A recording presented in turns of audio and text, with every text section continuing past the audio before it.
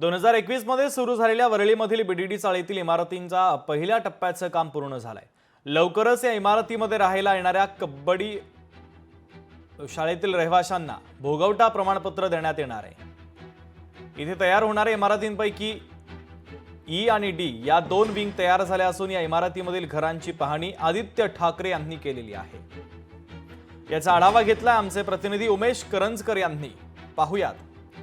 वरळी बीडीडीचा जो प्रकल्प आहे याकडे सर्व मुंबईकरांचं लक्ष आहे, कारण नेमकी ही बीडीडी चाळीतली घरं या नागरिकांना कशी मिळणार आहेत याची उत्सुकता जी आहे ते सर्व मुंबईकरांना लागलेली आहे। आता मी त्याच घराच्या बाहेर उभा आहे, आपण बघू शकतो ही घरं नेमकी या बीडीडीकरांना कशी मिळणार आहेत आणि ही रूम कशी असणार आहे याबाबतचा आपण सगळ्यात पहिलं लोकशाहीच्या माध्यमातून आपण दाखवण्याचा प्रयत्न करू। हा हॉल आहे, जवळपास 500 स्क्वेअर फूटची जागा आहे आणि या 500 स्क्वेअर फूटच्या जागेमध्ये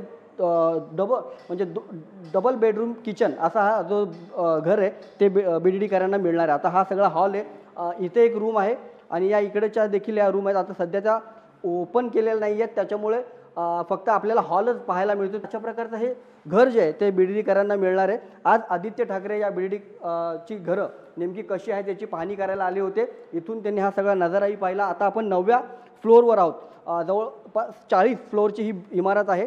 40 फ्लोअरच्या इमारतीमध्ये हे सगळे बीडीडीकर जे आहेत ते इथं रहिवाशी राहायला लवकरात लवकर यावं याची अपेक्षा देखील जी आहे ती आदित्य ठाकरे यांनी व्यक्त केली। या वर्षीचे जे गणपती आहेत ते बीडीडीकरांनी आपल्या घरामध्ये साजरे करावेत। आता जवळपास ई विंग आणि डी विंग याचं काम पूर्ण झालेलं आहे, त्यामुळे गणपतीच्या आत या घराच्या चाव्या बीडीडीकरांना मिळाव्यात।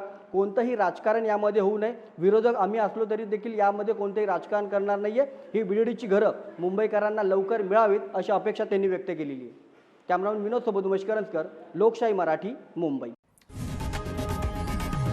लोकशाही मराठी ऐका, पहा, जागरूक रहा।